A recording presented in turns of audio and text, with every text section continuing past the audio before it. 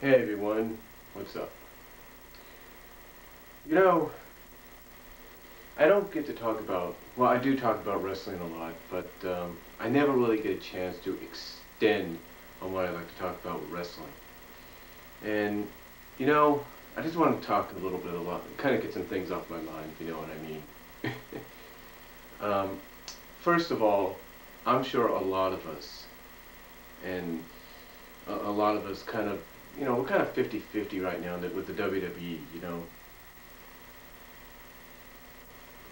Excuse me for a second, I was thinking. But we're kind of 50-50, if you will, with the WWE. I mean, when you think about it, the WWE is doing some positive things, but financially, from what we understand, they're not doing so well. Well, they are doing well, but, like the stock, like the stock market for them, the stock there just went pew, with a very low from what we understand. But, again, we're kind of 50-50 on some of the things they're doing. I mean, we love the fact, storyline-wise, that they brought back Brock Lesnar. And the storyline, I can't say enough about maybe how good this could be. I mean, you got to understand why they're going in this direction. They realize that for the past few years, Brock Lesnar has made a name for himself in the UFC. And they realize that the only way they're going to get those UFC fans that, Brock made, those people, I should say, that became fans of Brock Lesnar in the UFC, the only way they're going to get them to cross over to the WWE is to say, hey, look, our company, our product is now going to be legit. We're going to be, we're going to be legit. In other words, if you think we were fake, you're going to be in for a surprise. And a lot of people have actually praised this, saying it's kind of a good thing to have it, to kind of blur, if you will, the line between reality and stage. I mean, to have Brock, cut the promo that he did, that interview that he did, if you will, that uncensored interview, if you will, that he did, is really, it kind of really says something right there for you. That really tells you right there. It kind of tells you right there that they want to see if this will work or not. I mean, the projected plans that they have for Brock Lesnar are for him to main event next year's WrestleMania against The Rock for the WWE Championship. That's right. They plan to have Brock Lesnar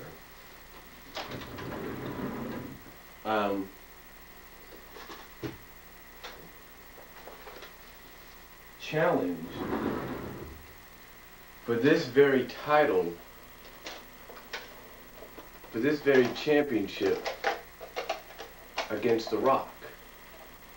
Now, I'm pretty sure by the time possibly Rock gets this title, whoever gets this title, is going to try to switch it around and say, hey, look, that was the old era, it's time to bring in a new era in WWE. So, my guess, this is my projected guess, I'm just going out on the limb and kind of projecting what I think could happen. Now, apparently, storyline-wise, Laurinaitis came out, and I apologize for the lines in the tape. This tape's been used over and over again. I apologize for the lines. And I apologize if I'm looking down and all that. I have my TV screen to see that I'm filming and to make sure the thing doesn't fade out. My camera's kind of had a problem of fading out. So I apologize for this video and any video that's come before it while I'm looking down, because like I said, my camera's had an issue at times of just fading out during the video to the point where it fades in, it fades out, it fades in, it fades out, and it's really nerve-wracking. That's why I have the screen on. But anyway, like I was saying, this is my projected look at what WWE has planned as far as trying to get to that point at WrestleMania next year. They're trying to get to that point next year. Like I was saying, Laurinaitis in a backstage promo, a short backstage promo, said he had plans for The Miz, big plans. Now, I would not be surprised down the line if they do decide, okay, Miz, you've paid the price, you've served your punishment, you've done the jobbing and everything, it's time for you to finally go back to the top. And I truly believe that they're going to probably, even if it's for a short time, they're going to put this belt on The Miz. That's right, they're going to put this belt on The Miz, is maybe for about a month or so, and he's going to probably lose it to The Rock sometime between maybe SummerSlam and the Royal Rumble. That's my projection on that. And if not The Miz, then probably they're going to this is just a thought, because according to some people, they probably won't go in this direction, but there's a possibility they might, decide, hey, look, let's put it on Lord Tensai, and then let's have Rock beat Lord Tensai. And again, projection, obviously, like I said, the projection for Rock to win this championship right here, to win this championship, is going to be between probably SummerSlam and the Royal Rumble. It's around that time frame. That way they can build up to that Rock 2 match at WrestleMania in New Jersey.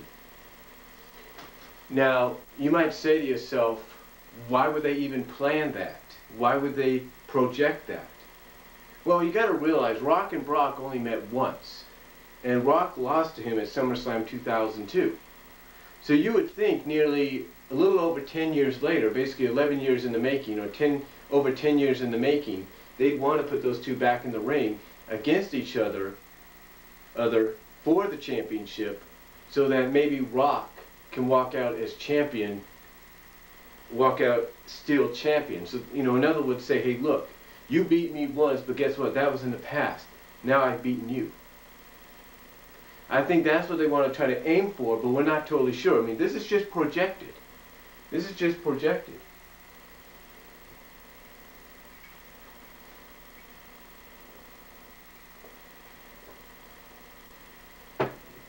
Another projection they have to work out is Punk and Austin. That's right.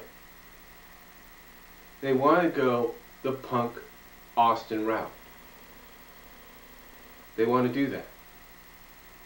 But the question is, are they going to do it? Are they going to go that route? We don't really know. We don't really know if they're going to go in that direction. I mean, people would love to see that. I mean, here you have CM Punk, who's being, I guess, established, or trying to at least be established, as the new anti-authority of the WWE, as the new Austin. But instead of being a beer drinker, he's straight edge. And then here you have Austin, who's a beer drinker, who's anti-authority. So the thing is, this match, just like obviously Rock and Cena, is being fueled on the social media. And I guess they want to use that, just like they did with Rock and Cena, to build towards a possible matchup that they're planning on at WrestleMania. Now, is this something fans would like to see? Of course. Of course they'd like to see it, because they would love to see the straight-edge superstar against the beer drinker. And maybe this way it'd be like, look, I mean, right now we know Jericho has, thrown a lot of alcohol and beer and stuff. Probably very watered down stuff, if you know what I mean. I mean, watered down. I mean, come on, you think Punk, if he's straight edge, is really going to agree to that? No. No, he's not. So, the thing is, I truly believe we're getting towards a point to where CM Punk may just do one drink, and that's it. And that'll probably be if the match occurs with Austin afterwards. But we don't know yet. You see, that's all depending on whether Punk wants to agree to it or not. You see, that's the whole thing there. We don't really know if Punk will agree to it or not. Now, another projected match they have for WrestleMania is Cena-Taker. That's right. As much as people would love Taker to say, you know what, I'm 20-0, that's enough for me, I'm gone, I'm done, that's not going to be the case. You see, apparently, WWE was impressed with Taker to the point that they realized they could probably get a little bit more out of him. Maybe a match before Mania and maybe a match after Mania. So maybe like 2 or 3 matches a year. So that's what they kind of project out right there. They kind of realize, hey, we can get something out of Taker this year. We can get something out of him. But you know, what can we get out of him? You see, that's the thing. That's the thing. They can say, what can we get out of him? Because he looks so good. Well, apparently they feel they can get, like I say, another WrestleMania match out of him. And the opponent they want to go, like I mentioned, is Cena. But why would they want to put Cena in there? Do they think, okay, Taker's 20-0, so guess what? We're going to have Cena break the streak? You know, when you think about that, you realize how many fans would be pissed off. I mean, you think you have Cena haters now? You think you have Cena haters now? Just imagine how much Cena is going to be hated if they say, okay, Taker, we want you to let Cena go over you at WrestleMania 29. Fans would be P.O.'d.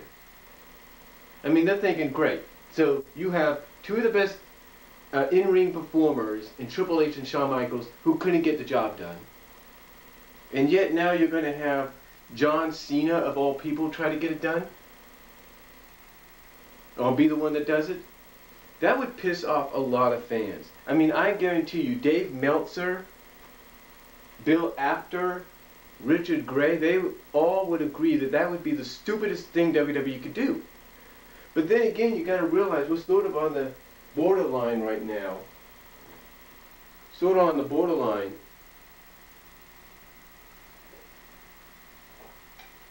of PG and PG-13 material. It's kind of like what Jeff Meacham and J.J. Williams said in their Dads on Wrestling episode not that long ago, or recently. Basically what's going on in the WWE right now is the kind of material you would not want your, you wouldn't want your, your 4-year-old, your 4 to maybe 8-year-old or 10-year-old watching because of the way it's being presented. You wouldn't want that. So here you would have someone like Taker who has been through it all. He's been part of the Federation years, the cartoon years, if you will. He's been part of the New Generation era. He's been part of the Attitude era. He was part of the PG era, or the Cena era, whatever you want to call it. And now he's kind of like part of this new legit era, whatever you want to call it. This kind of like, I don't know what you want to call it, this kind of like blurry era. And kind of PG-13 era, let's put it that way. Or this borderline era. You know, you got people all a part of this. You have people all a part of this.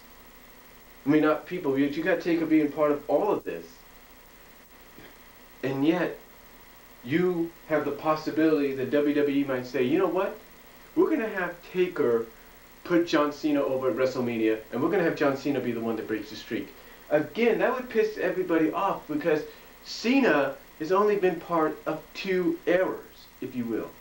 The later part and final era, the later and final years of the Attitude Era, which, despite what people will say, I know, was between 2002 and 2007, and is now part of that 2007 to current era of PG-13. Or the PG era, which was 2007 to recently 2011, and now is part of this PG-13 PG era, if you will, or basically PG-13, whatever you want to call it. That is the that basically are the only 2 eras and current era he's been a part of. So you would think, oh wait a minute, he's only been part of those 2 eras. Basically, when you look at it, he was at the end, he was part of the final years, the final 5 years of the Attitude Era, or 4.5 years of the Attitude Era. He was part of the 4 years of the PG, Cena, family-friendly era. And now he's currently part of this new borderline, I guess you could say, adolescent, teenager era.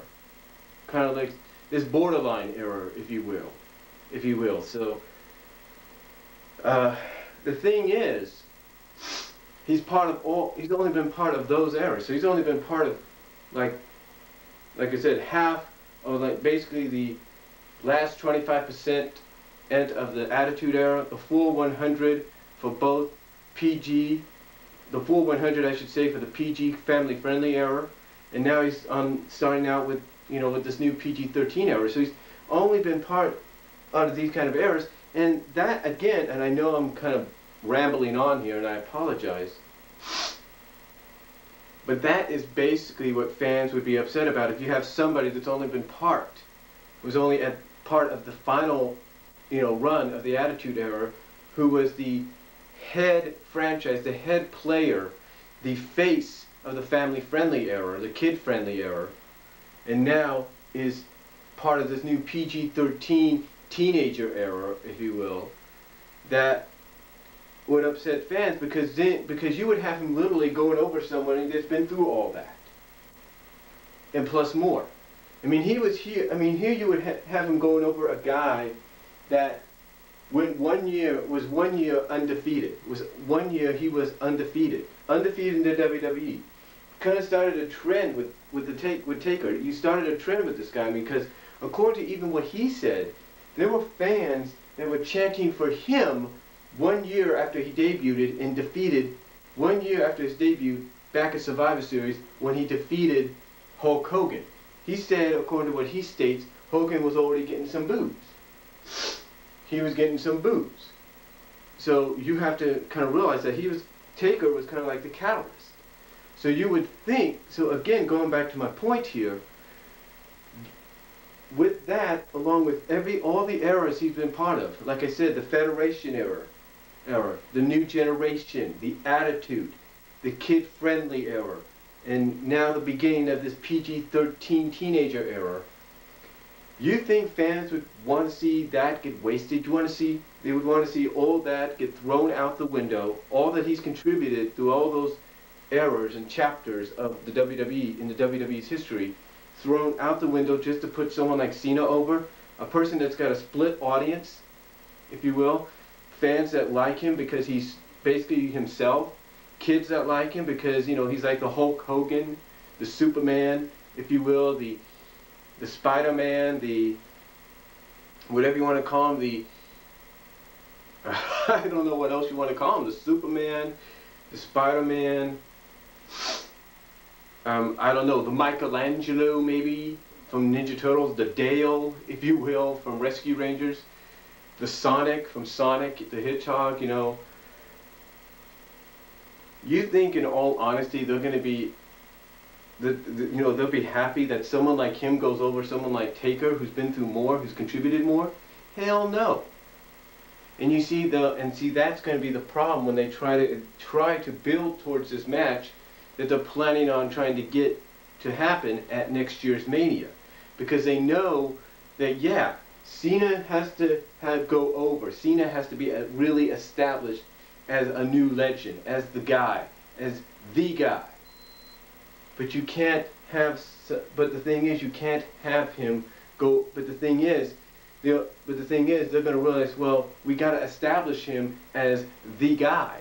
We got to establish him as the face, as the franchise player. But the problem is, we can't have him go. But the problem is, there are going to be fans out there that won't want to see him go over Taker. They're not going to. I mean, do you not think WWE's not thinking about that right now? I mean, they got this in the planning stages, sort of like the pre-production stages. And do you not think they're realizing, well, if we go through with Cena and Taker, are we truly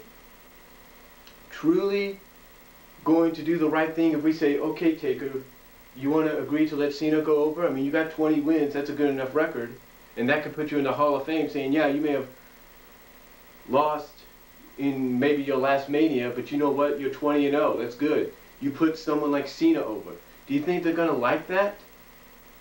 Do you think they're going to like having to probably make that decision? No, because they know they're going to have a riot maybe on their hands. I mean, let me tell you this. You think the fans in the Hammerstein Ballroom back in 2006, you think the fans last year in Chicago, Illinois, at Money in the Bank, you think when they hold out those signs and saying, if Cena wins, we riot, you think they're just teasing? You think they're just playing? Hell no. those fans are legit. And those fans will literally go and say, you know what? Screw this shit. And they'll come down that ring. They'll push security out of the way if they have to. And they will come down to that ring and they'll kind of kick Cena's ass. And then they'll want to try to go to the back and get their hands on whoever made the decision to have Taker lose to Cena. You think they want to chance? You think the people in WWE want to chance that? So that, I mean, that is why right now they're kind of like, oh boy, what do we do? What do we do? What do we do? So, you know, that's the thing. If they're going to try to build towards this, they better do it right and better do it to the point that even Cena realizes, you know what? Me and Taker may have, but he realizes like something like, you know what? You know, me and Taker, we'll have a great match at Mania, and if I lose, hey, he's the dead man. It's his show, or something like that. The truth is, WWE has got a problem on their hands in the even right now in the pre-production stages, the pre-planning stages for these matches. Well, at least Taker and Cena, and maybe Austin and Punk. They got to really work out how they're going to do this, and hopefully they do. I mean, a lot of fans are hoping they start probably planning for at least 1 or 2 of these matches before the summer's out, kind of like building towards it. Now, as far as TNA goes, TNA, well, Impact Wrestling, whatever you want to call it, it seems to be doing better in some areas. I mean, the Knockouts tag titles right now are a joke. I mean, I like ODB. I do. I like ODB. Eric Young, he's a good, you know, he's a good counter to WWE's Santino. But come on, honestly, him one half of the Knockout Tag Team Champions, that's bullshit. I mean, I can understand they don't have enough knockouts to challenge for those titles. But that's why I think this open fight night's going to work in their favor down the line. Because eventually, one of these months, they're going to have a new knockout come out, and they're going to say, you know what? Or a few new knockouts, 2 new knockouts come out and say, you know what? We challenge the Knockout Tag Team Champions, Young and ODB, because we want to bring dignity back to these titles. And that could happen. And that's a good thing. That's a positive on this open fight night. I also like the idea they're going to allow one of the developmental wrestlers, or wrestlers, if you will, to come up and take on each other in a gut check match to see who makes it onto the main roster. That's better. To me, TNA is doing something good here, because at least it's sending a message maybe to WWE saying, look, you guys have your developmental wrestlers competing in dark matches to prove themselves. Here, we're going to do it live, right in front of the whole world. So that'll be interesting. I think this open fight night's got positive written all over it, and hopefully it'll help build towards Slammiversary, especially with this one coming up next week, the May edition, and possibly the one that takes place hopefully before Slammiversary. I don't know. Now, as far as Ring of Honor goes, I'm running out of battery life here, but as far as Ring of Honor goes, let me say this. Ring of Honor is on the edge, if you will, of breaking out. They've got the one guy right now that could really break that company into a new level, and that's Kevin Steen. Now, whether you like Kevin Steen or you don't like Kevin Steen, I think the storyline they got going with him right now is great. Because basically it sounds like to me, I mean, he's got this new moniker, Wrestling's New Nightmare, or Wrestling's Nightmare.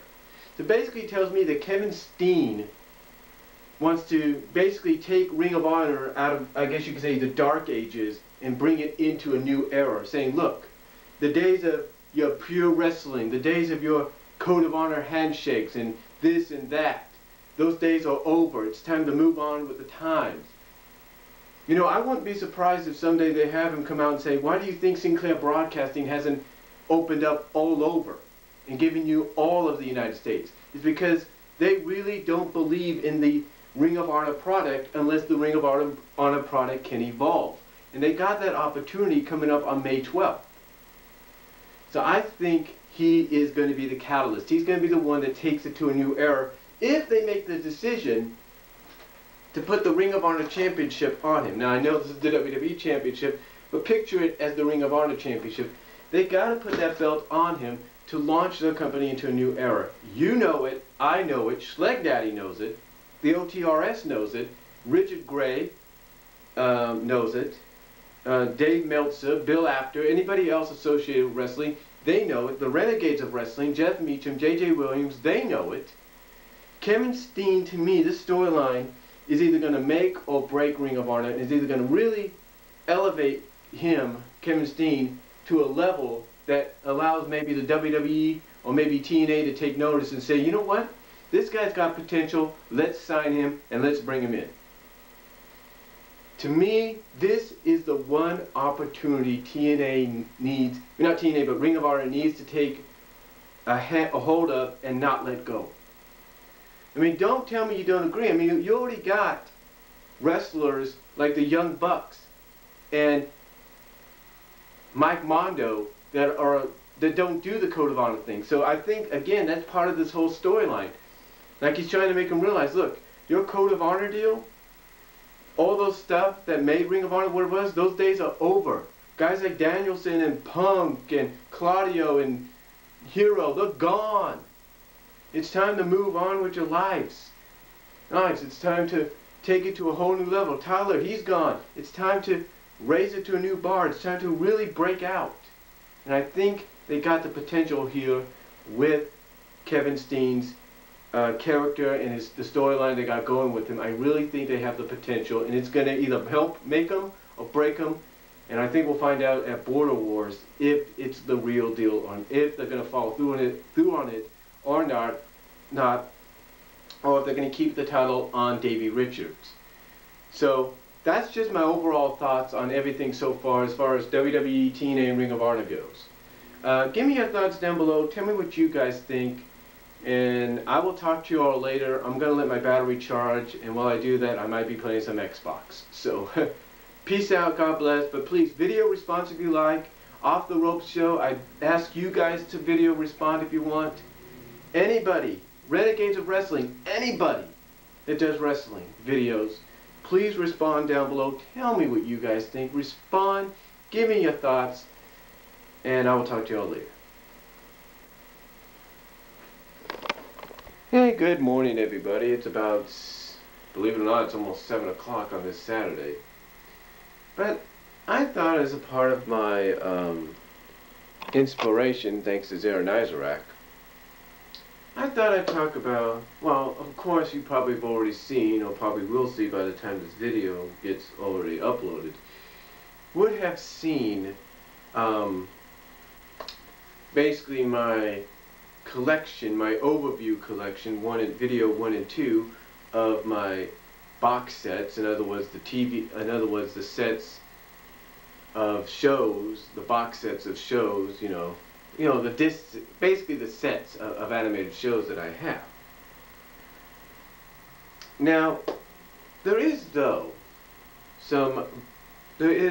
and also you probably would see the wrestling, but there's also a thing about DVDs though, that in my collection, and I'm sure this goes with anybody's collection, that it's very reminiscent of VHSs. You see, DVDs, ever since the DVD recorders came out, and if you don't believe me, here's a remote to my DVD recorder. It's right there. You can see the record button right here. But one of the things a lot of people always kind of probably stared at sometimes, unless you really had a lot of DVDs, like say this, which is still enough, but considering half of it looks like it's gone, still, that's a lot of DVDs. But back in the day, unless you had a lot of VHSs, you didn't really have no other choice but to do